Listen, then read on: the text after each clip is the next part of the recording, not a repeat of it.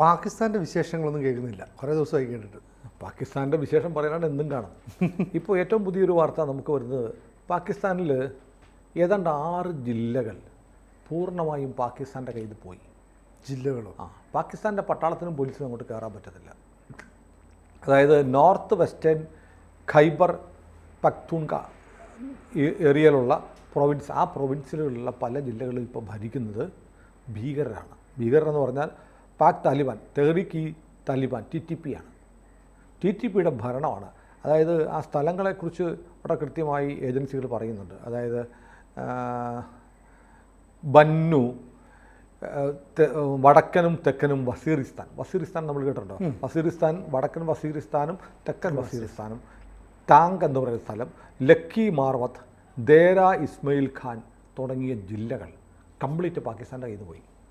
അവിടെ TTP നേരത്തെ പറഞ്ഞ ഈ തീവ്രവാദ പാക് താലിബാൻ, തെഹ്രീക്ക് താലിബാൻ്റെ സംഘം പട്രോളിംഗ് നടത്തുന്നു. അവർ ചെക്ക് പോസ്റ്റുകളൊക്കെ സ്ഥാപിച്ചു. അങ്ങോട്ട് പാകിസ്ഥാൻ പട്ടാളത്തിന് പോലും പ്രവേശനമില്ല. അങ്ങനെ സമാന്തര ഭരണം പാകിസ്ഥാനിലെ 6 ജില്ലകളിൽ ഇപ്പോൾ താലിബാൻ നടത്തുന്നു എന്നാണ് പറയുന്നത്. ഇപ്പോൾ താലിബാൻ നടത്തുന്നു എന്ന് പറയുമ്പോൾ ഇതിനകത്ത് കുറേ പൊളിറ്റിക്സ് ഉണ്ട്. കാരണം അഫ്ഗാനിസ്ഥാൻ ഇപ്പോൾ ഭരിക്കുന്ന താലിബാനാണ് അല്ലേ. പാകിസ്ഥാനും താലിബാനും തമ്മിൽ നല്ല ബന്ധമല്ല. പാകിസ്ഥാനും താലിബാനും തമ്മിൽ അതിർത്തി നല്ല വെടിവെപ്പ് നടക്കുന്നുണ്ട്. അപ്പോൾ മറ്റ് ഭീകര സംഘടനകൾ, ഇപ്പോൾ നേരത്തെയൊക്കെ ബലൂചിസ്ഥാൻ മേഖലയിലൊക്കെ ആണെങ്കിലും ഒക്കെ നടക്കുന്ന ബലൂചിസ്ഥാൻ ലിബറേഷൻ, BLAയുടെ ഏറ്റുമുട്ടലൊക്കെ നടക്കുന്നുണ്ട്. അവിടെ ഇപ്പം പാകിസ്ഥാൻ്റെ പ്രധാനപ്പെട്ട ഒരു ആക്ഷേപം ഇന്ത്യയാണ് അവരെ സഹായിക്കുന്നത് എന്ന് കാലങ്ങളായി പറയുന്നുണ്ട്. അവർ വലിയ തോതിൽ ആക്രമണം നടത്തുകയും ചൈന അവിടെ അവരുടെ നിർമ്മാണ പ്രവർത്തനമൊക്കെ നടത്തുന്നിടത്തേക്ക് ചൈനീസ് പൗരന്മാരെ തിരഞ്ഞു പിടിച്ച് കൊല്ലുകയൊക്കെ ചെയ്യുന്നുണ്ട്. ചൈനീസ് പൗരന്മാരെ തിരഞ്ഞു പിടിച്ച് കൊല്ലുകയൊക്കെ ചെയ്യുന്നുണ്ട് ബലൂചിസ്ഥാൻ ലിബറേഷൻ ആർമിയുടെ പ്രവർത്തനം, BLAക്കാർ. അപ്പോൾ ഇപ്പോൾ ചൈന ഇപ്പോൾ പറഞ്ഞിരിക്കുന്നത്, ഞങ്ങളുടെ പൗരന്മാർ അവിടെയുണ്ട്, ഞങ്ങളുടെ കൺസ്ട്രക്ഷൻ വർക്കൊക്കെ നടക്കുന്നുണ്ട്, നിങ്ങളുടെ പട്ടാളത്തിലെ ചുക്കിനും ചുണ്ണാമ്പും കൊള്ളത്തില്ല, അതുകൊണ്ട് ഞങ്ങളുടെ പൗരന്മാരെ സംരക്ഷിക്കാൻ വേണ്ടി ഞങ്ങളുടെ സേനയെ അവിടെ നിയോഗിക്കണമെന്ന് ഇപ്പോൾ ആവശ്യപ്പെട്ടിരിക്കുക. അതായത് ചൈനീസ് പട്ടാളത്തിനെ പാകിസ്ഥാനിൽ ഇറക്കണം. എന്തിനാണ്? ഞങ്ങളുടെ പൗരന്മാരെ സംരക്ഷിക്കാൻ, നിങ്ങളെ കൊണ്ട് കൊള്ളത്തില്ല എന്ന് പറഞ്ഞിരിക്കും. പക്ഷേ പാകിസ്ഥാൻ അത് സമ്മതിച്ചിട്ടില്ല. കാരണം ഒരു വിദേശ സൈന്യത്തിനെ പാകിസ്ഥാൻ്റെ മണ്ണിൽ ഇടം കൊടുക്കുക എന്ന് പറഞ്ഞാൽ ആത്മഹത്യാപരമാണ്. കാരണം പാകിസ്ഥാൻ പട്ടാളത്തിനെ ഒന്നിനും കൊള്ളത്തില്ലെന്ന് ലോകത്തിൻ്റെ മുന്നിൽ സമ്മതിച്ചു കൊടുക്കുന്ന തുല്യമാവും. അങ്ങനൊരു പ്രശ്നം അവിടെ നിൽപ്പുണ്ട്. പക്ഷേ ഈ താലിബാൻ്റെ കയ്യിലേക്ക് 6 ജില്ലകൾ മാറുന്നു എന്ന് പറഞ്ഞാൽ ഇന്ത്യക്കല്ല അതിനകത്ത് പങ്ക്. കാരണം പാകിസ്ഥാനിൽ നിന്ന് താലിബാൻ ഇവരെ TTPയെ സഹായിക്കുന്നുണ്ട്, അഫ്ഗാനിസ്ഥാനിൽ നിന്ന് താലിബാൻ സഹായിക്കുന്നുണ്ട്. താലിബാൻ്റെ ഒരു ലക്ഷ്യം എന്ന് പറഞ്ഞാൽ പാകിസ്ഥാൻ്റെ കുറച്ച് പ്രവിശ്യകൾ തങ്ങളുടെ കൂടെ ചേർക്കുക എന്നുള്ളത് അഫ്ഗാനിസ്ഥാൻ ഭരിക്കുന്ന താലിബാൻ്റെ ലക്ഷ്യമാണ്. അപ്പോൾ മാത്രമല്ല, ഇതിനിടയ്ക്ക് ഇന്ത്യ താലിബാനെ ലോകത്തെ പല രാജ്യങ്ങളെ പോലും ഔദ്യോഗികമായി അംഗീകരിച്ചിട്ടില്ല. എന്നാൽ പോലും അനൗദ്യോഗികമായി ചില ചർച്ചകൾ നടക്കുന്നുണ്ട്. താലിബാൻ ഇപ്പോൾ അനൗദ്യോഗികമായി ദില്ലിയിൽ പഠിക്കുന്ന ഒരു താലിബാൻ ഗവേഷക വിദ്യാർത്ഥിയാണെന്ന് അയാളെ അനൗദ്യോഗികമായി ഇന്ത്യയിലെ അവരുടെ പ്രതിനിധിയായിട്ട് പ്രഖ്യാപിച്ചു. ഇന്ത്യ റെസ്പോണ്ട് ചെയ്തിട്ടില്ല, ഇന്ത്യ പ്രതികരിച്ചിട്ടില്ല. പക്ഷേ താലിബാന് നല്ല തോതിൽ അഫ്ഗാനിസ്ഥാന് സഹായം, ജീവകാരുണ്യ പ്രവർത്തനം, ഭക്ഷ്യധാന്യങ്ങളൊക്കെ ഇന്ത്യ കൊടുക്കുന്നുമുണ്ട്. താലിബാനുമായി അഫ്ഗാനിസ്ഥാനുമായി നല്ല ബന്ധം ഉണ്ടാക്കാൻ ഇന്ത്യ നയതന്ത്ര ബന്ധങ്ങളില്ലെങ്കിൽ പോലും നടത്തുന്നുണ്ട്. ഈ അടുത്തിടയ്ക്ക് നമ്മുടെ വിദേശകാര്യ വകുപ്പുമായിട്ട് താലിബാൻ പ്രതിനിധികൾ ചർച്ച നടത്തി. അപ്പോൾ അതിനിടയ്ക്കാണ് താലിബാൻ പാകിസ്ഥാനിലെ 6 ജില്ലകൾ പിടിച്ചെടുത്തു എന്ന് പറയുന്നത്. അപ്പോൾ പാകിസ്ഥാൻ താലിബാൻ ആണെങ്കിലും അവരുടെ ഹെഡ് ഓഫീസ് അഫ്ഗാനിസ്ഥാനിലാണ്. അപ്പോൾ ഇന്ത്യയിൽ ഇത് പണ്ട് കുറേ കാലമായി പാകിസ്ഥാൻ ചെയ്തുകൊണ്ടിരിക്കുന്ന അതേ പ്രവൃത്തികൾക്ക് അതേ നാണയത്തിൽ തിരിച്ചടി ഇപ്പോൾ അവിടെ കിട്ടുക. കാരണം കാശ്മീരിലെ ചില മേഖലകളൊക്കെ പണ്ട് പാകിസ്ഥാൻ സപ്പോർട്ടുള്ള ഭീകരവാദികളുടെ കയ്യിലായിരുന്നു. അത് മാറിയിട്ട് നമ്മുടെ ആർമി അത് ക്ലീൻ ചെയ്തു, വൃത്തിയാക്കി. ഇപ്പോഴും നുഴഞ്ഞു കയറ്റക്കാരുമായി ഏറ്റുമുട്ടൽ നടക്കുന്നുണ്ട്. എന്നാൽ പോലും ഇന്ത്യയിൽ പാകിസ്ഥാൻ ചെയ്തതിന് ഇപ്പോൾ പാകിസ്ഥാന് തിരിച്ചടി കിട്ടുക. കാറ്റു വിതച്ചവൻ കൊടുങ്കാറ്റ് കൊയ്യുമെന്ന് ബൈബിളിൽ പറയുന്ന പോലെ പാകിസ്ഥാനിൽ ഇപ്പം എല്ലായിടത്തും പ്രശ്നമാണ്. ഇറാനുമായിട്ട് അതിർത്തി പ്രശ്നമുണ്ട്, അഫ്ഗാനിസ്ഥാനുമായിട്ട് പ്രശ്നമുണ്ട്. അഫ്ഗാനിസ്ഥാൻ സ്പോൺസേഡ് ആയിട്ടുള്ള TTP ഇപ്പോൾ 6 ജില്ലകൾ പിടിച്ചെടുത്തു. പാകിസ്ഥാനിൽ നിന്നുള്ള റിപ്പോർട്ടുകൾ തന്നെയാണ്. അവിടേക്ക് പട്ടാളത്തിനും പോലീസിനും പോലും കയറാൻ പറ്റുന്നില്ല. ഇവരാണ് അവിടെ പട്രോളിംഗ് നടത്തുന്നത്. ഇവർ ഈ ജില്ലകളുടെ അതിർത്തിയിൽ രാജ്യത്തിൻ്റെ അതിർത്തിയിൽ ഉണ്ടാക്കുന്ന പോലെ ചെക്ക് പോസ്റ്റുകളും വാച്ച് ടവറുകളൊക്കെ ഉണ്ടാക്കിയിരിക്കുക, പുറത്തുനിന്ന് ആരെങ്കിലും കയറി വരാതിരിക്കാൻ വേണ്ടിയിട്ട്. അപ്പോൾ സമ്പൂർണ്ണമായി ഇത് പോയി. പിന്നെ അവിടെ ഇൻസൈഡ് എന്താ പ്രശ്നം? അകത്ത് വലിയ പ്രശ്നമാണ്. അകത്തുള്ള ആളുകളോട് ഇവർ വന്നിട്ട് എന്ത് ചെയ്യുന്നു? റാൻസം ചോദിക്കുകയാണ്. അവിടെ താമസിക്കുന്ന പണക്കാരുടെ മുഴുവൻ അവർക്ക് വാട്സപ്പിലും കത്തുകളുമായിട്ട് വരികയാണ്. നിങ്ങൾ ഞങ്ങൾക്ക് പണം തരണം, അല്ലെങ്കിൽ നിങ്ങളെ തട്ടും. ഈ പണം കൊടുത്തില്ലെങ്കിൽ ഇവരുടെ വീടുകൾ, ഇവരവിടെ നടത്തുന്ന വ്യാപാര സ്ഥാപനങ്ങളൊക്കെ ആക്രമിക്കുന്നു. ഇപ്പോൾ അവിടെ ഫൈസൽ ഖാൻ എന്ന് പറഞ്ഞൊരു അഡ്വക്കേറ്റ് ഉണ്ട്. അയാൾ ചാർസദ്ദ ജില്ലയിലുള്ളതാണ്. അയാളോട് ആവശ്യപ്പെട്ടത് 1,40,00,000 രൂപ വേണമെന്ന് ആവശ്യപ്പെട്ടു, പാകിസ്ഥാൻ റുപ്പി. കൊടുക്കാനായിട്ട് അവർക്ക് അയാൾ കൊടുക്കാൻ തയ്യാറായില്ല. അയാൾ പോലീസിൽ പോയി പരാതി കൊടുത്തു. പോലീസിൽ പരാതി കൊടുത്തു, പട്ടാളത്തിന് പരാതി കൊടുത്തു, ഒക്കെ ഇമെയിൽ വഴിയായിട്ട് അങ്ങോട്ട് പോകാൻ വയ്യ. കാരണം പോലീസുകാരൊക്കെ സ്ഥലം വിട്ടു. അതുകൊണ്ട് പോലീസ് ഹെഡ്ക്വാർട്ടേഴ്സിലേക്കും ആർമിക്കും പരാതി അയച്ചപ്പോഴത്തേക്ക് മറുപടി വന്നത് അത് കൊടുത്ത് പ്രശ്നം പരിഹരിച്ചോളൂ എന്നാണ് മറുപടി കിട്ടിയത്. അപ്പോൾ യഥാർത്ഥത്തിൽ ആർമിക്ക് പോലും പരാതി കൊടുത്താൽ അതിൽ ഇടപെടാൻ കഴിയുന്നില്ല. നിങ്ങൾ ആ പ്രശ്നം നിങ്ങളുമായിട്ട് തീർത്തോ. അവസാനം ഇയാൾ പോയിട്ട് ബാർഗെയിൻ ചെയ്തിട്ട് 1,40,00,000 രൂപ ചോദിച്ചത് ഇൻസ്റ്റാൾമെൻ്റാക്കി 40,00,000 രൂപ കൊടുത്തു എന്നാണ് പറയുന്നത് അവിടുത്തെ അഭിഭാഷകൻ. അപ്പോൾ ഇങ്ങനെ കുറേ പ്രശ്നങ്ങളുണ്ട്. ഇപ്പോൾ ഈ പോലീസ് തന്നെ പറയുന്നത് പാകിസ്ഥാനിൽ നിന്നുള്ള സോഴ്സുകൾ എന്ന് പറഞ്ഞ് ഈ വിളിയൊക്കെ വരുന്നത് അഫ്ഗാനിസ്ഥാനിൽ രജിസ്റ്റർ ചെയ്ത മൊബൈലുകളിൽ നിന്നാണ്. അഫ്ഗാൻ സിം ഉപയോഗിച്ചാണ് വിളി വരുന്നത്. അപ്പോൾ തന്നെ ഇതിനകത്തുള്ള അഫ്ഗാനിസ്ഥാൻ ബന്ധം കൃത്യമാണല്ലോ.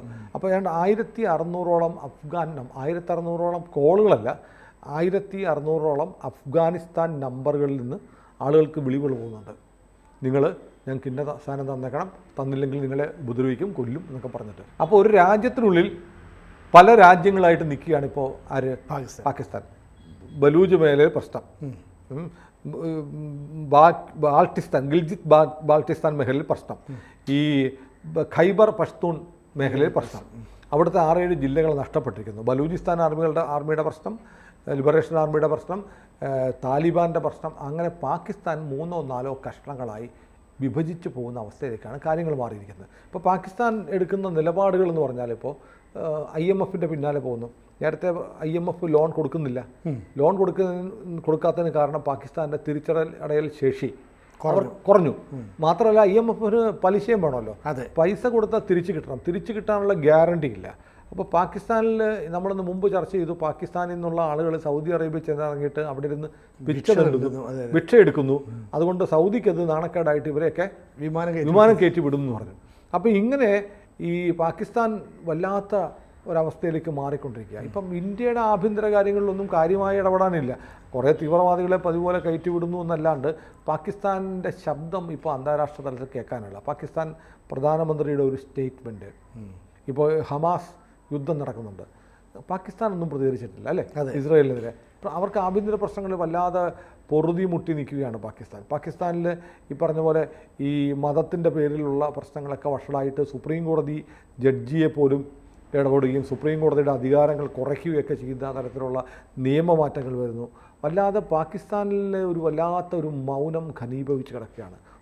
ഈ ചില അഗ്നിപർവ്വതങ്ങളുണ്ടല്ലോ, ഈ വലിയ സ്ഫോടനങ്ങൾ ഉണ്ടാകുന്നതിന് മുമ്പ് പതുക്കെ ചില ശബ്ദങ്ങളൊക്കെ കേൾക്കും, ചെറുതായിട്ട് പുകയൊക്കെ വരും എന്ന് പറയുന്ന പോലെ പാകിസ്ഥാനിൽ നിന്ന് വരുന്ന വാർത്തകളൊന്നും അത്ര ശുഭകരമല്ല. വല്ലാത്തൊരു മൗനത്തിൻ്റെ ഉള്ളിൽ പാകിസ്ഥാൻ നിൽക്കുകയാണ്. കഴിഞ്ഞ ദിവസം തന്നെ ഇപ്പോൾ നമ്മുടെ ഇന്ത്യൻ മത്സ്യത്തൊഴിലാളികൾ മീൻ പിടിക്കാനായിട്ട് പോകുന്ന കുറച്ച് പേരെ പാകിസ്ഥാൻ്റെ പട്ടാളം മീൻസ് നേവി വന്ന് പിടിച്ചുകൊണ്ട് പോകുന്നു. എന്തിനാണ് പിടിച്ചുകൊണ്ട് പോകുന്നത് വെച്ചാൽ അവിടെ നോ ഫിഷിംഗ് സോണാണ്. അപ്പോൾ അവിടെ നിന്ന് പിടിച്ചുകൊണ്ട് പോയവരെ പിന്നെ ഇന്ത്യയിലെ കോസ്റ്റ് ഗാർഡ് ചെന്നിട്ട് അവരുടെ ഇത് മോചിപ്പിച്ചുകൊണ്ട് വരുന്നു. അപ്പോൾ എല്ലായിടത്തും അവർ വെറുതെ ഇഷ്യൂസൊക്കെ ഉണ്ടായിക്കൊണ്ടിരിക്കുന്നു സ്വന്തം രാജ്യത്തെ പ്രശ്നം തീർക്കാൻ. അല്ല, ഇതിപ്പോൾ ഈ അതിർത്തിയിൽ പോകുന്ന മീൻപിടുത്തക്കാരുടെ പ്രശ്നം ശ്രീലങ്കയായിട്ട് കഴിഞ്ഞ ദിവസം ഉണ്ടായിരുന്നു. ശ്രീലങ്കയുടെ കോസ്റ്റൽ ഏരിയയിലേക്ക് നമ്മുടെ മീൻപിടുത്തക്കാർ കയറി എന്ന് പറഞ്ഞാൽ അവർ കുറച്ച് പേര് പിടിക്കുകയും വിട്ടേക്കും. അതൊക്കെ നോർമലി നടക്കുന്നതാണ്. അല്ല, അപ്പോൾ അത്തരം കാര്യങ്ങളൊക്കെ ചെയ്യുന്ന കാര്യങ്ങൾ അവരുടെ രാജ്യത്ത് ചെയ്താൽ ആഭ്യന്തര പ്രശ്നങ്ങളെങ്കിലും പരിഹരിച്ചുകൂടെ? അല്ല, ഒരു ചാക്ക് ഗോതമ്പ് പാകിസ്ഥാൻ പൗരൻ്റെ ഏറ്റവും വലിയ സ്വപ്നമാണ് ഒരു 5 കിലോയുടെ ഒരു ചാക്ക് ഗോതമ്പ് കിട്ടുക എന്നുള്ളത്. അപ്പോൾ അത്രയ്ക്ക് വലിയ ദാരിദ്ര്യത്തിലേക്ക് മാറുകയാണ്. പക്ഷേ ഈ ദാരിദ്ര്യത്തിലേക്ക് പോകുന്നു എന്ന് പറയുമ്പോഴും പാകിസ്ഥാൻ എടുക്കുന്ന ഈ മതമൗലികവാദപരമായ നിലപാടുകളുണ്ട്. അതിൽ ഭയങ്കര ഓരോ ദിവസവും അവർ കടുത്ത നിലപാടുകളിലേക്ക് പോവുകയാണ്. മതം കഴിച്ച് വിശപ്പ് മാറ്റാം എന്ന് കരുതുന്ന അവസ്ഥയിലേക്ക് പാകിസ്ഥാൻ മാറുന്നുണ്ട്. നമ്മളിപ്പോൾ പാകിസ്ഥാൻ്റെ ഇത് കണ്ടില്ലേ, നമ്മൾ കഴിഞ്ഞിടയ്ക്കായിരുന്നു ഈ ഇന്ത്യയായിട്ടുള്ള തർക്കം, നദീജല തർക്കമുണ്ട്. അപ്പോൾ നമ്മൾ വെള്ളം കൊടുക്കുന്നതുമായി ബന്ധപ്പെട്ട് കുറേ തർക്കങ്ങളുണ്ട്. നമ്മുടെ ഡാമുകൾ പൂട്ടിയ പാകിസ്ഥാൻ വെള്ളത്തിലായി പോകും. ബംഗ്ലാദേശിനുമുണ്ട്. ബംഗ്ലാദേശിനും പാകിസ്ഥാനിലും കൂടെ ഒഴുകുന്ന പല നദികളും ഇന്ത്യയിലൂടെ കടന്നു പോകുന്നതാണ്. ഈ നദികളുടെ ഒരു നിയന്ത്രണം സംബന്ധിച്ച് നമ്മുടെ ഒരു സേയുണ്ട്. അതുകൂടാതെ ഇപ്പം പാകിസ്ഥാനെ ഒരു വലിയ ഉപരോധം നമ്മൾ ഏർപ്പെടുത്തിയിട്ടുണ്ട്. പാകിസ്ഥാനിൽ നിന്നുള്ള ഒരു സാധനവും നമ്മളിങ്ങോട്ട് ഇറക്കുമതി ചെയ്യുന്നില്ല എന്ന് തീരുമാനിച്ചു. നമുക്ക് വേണ്ടത് നേരത്തെ മോസ്റ്റ് ഫേവേർഡ്, ഏറ്റവും ഫേവറബിൾ നമ്മൾ പരിഗണിക്കുന്ന രാജ്യമായാണ് പാകിസ്ഥാനെ കരുതിയിരുന്നത്. പക്ഷേ മോദി എന്ത് ചെയ്തു, അത് കംപ്ലീറ്റ് അങ്ങ് എടുത്തു. പാകിസ്ഥാനോട് ഒരു ഫേവറും ഇല്ല, ഒരു താല്പര്യവും നമുക്കില്ല. അവിടെ നിന്ന് ഒരു മൊട്ടുസൂചി പോലും ഇന്ത്യയിലേക്ക് ഇറക്കുമതി ചെയ്യുന്നില്ല. നമ്മളും അങ്ങോട്ട് കൊടുക്കുന്നില്ല. നമ്മൾ കൊടുക്കും, കുറച്ച് മരുന്നുകളൊക്കെ കൊടുക്കും. ഇവർക്ക് വേണ്ടത് ആൻറ്റിബയോട്ടിക്സ്, പാരസെറ്റമോൾ, ഇങ്ങനെയുള്ള ഇതൊന്നും അവിടെ ഇല്ല. നമ്മുടെ ഇവിടെ ഏത് കടയിൽ മുറുക്കാൻ കട വരെ കിട്ടും പാരസെറ്റമോൾ അല്ലേ. അവിടെ ഒരു പാരസെറ്റമോൾ മെഡിക്കൽ ഷോപ്പിൽ പോയാൽ കിട്ടത്തില്ല. അതാണ് പാകിസ്ഥാൻ്റെ അവസ്ഥ. അപ്പോൾ ട്രേഡും കംപ്ലീറ്റ് തകർന്നിരിക്കുന്നു. കംപ്ലീറ്റ് ഇന്ത്യയുമായിട്ടുള്ള വ്യാപാരം മുഴുവൻ നിശ്ചലമായിരിക്കുന്നു, സ്തംഭിച്ചിരിക്കുന്നു. ഇന്ത്യ ഔദ്യോഗികമായിട്ട് ഇങ്ങോട്ടൊരു സാധനം ഇറക്കുമതി ചെയ്യത്തില്ല എന്നും തീരുമാനിച്ചിരിക്കുന്നു.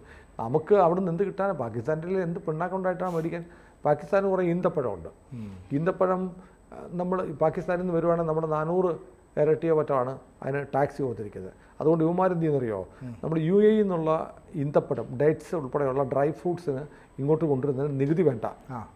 UAE ആയിട്ടുള്ള നമ്മുടെ ഒരു ബന്ധത്തിൻ്റെ അടിസ്ഥാനത്തിൽ ടാക്സ് ഇല്ലാതെ നേരിട്ട് ഈന്തപ്പഴമില്ല, ഭക്ഷ്യവസ്തുക്കളായതുകൊണ്ട് ഇവിടെ കൊണ്ടുവരാം എന്ന് നമ്മൾ ഒരു കരാറുണ്ടാക്കിയിട്ടുണ്ട്. ഇത് കണക്കാക്കിയിട്ട് ഇവന്മാരെന്ത് ചെയ്യുന്നറിയോ, ഇന്ത്യയിലേക്ക് നേരിട്ട് പാകിസ്ഥാനിൽ നിൽക്കണമെങ്കിൽ 400 ഇരട്ടി ടാക്സ് കൊടുക്കണം. അതുകൊണ്ട് ഇത് നേരെ UAE കൊണ്ടുപോകും.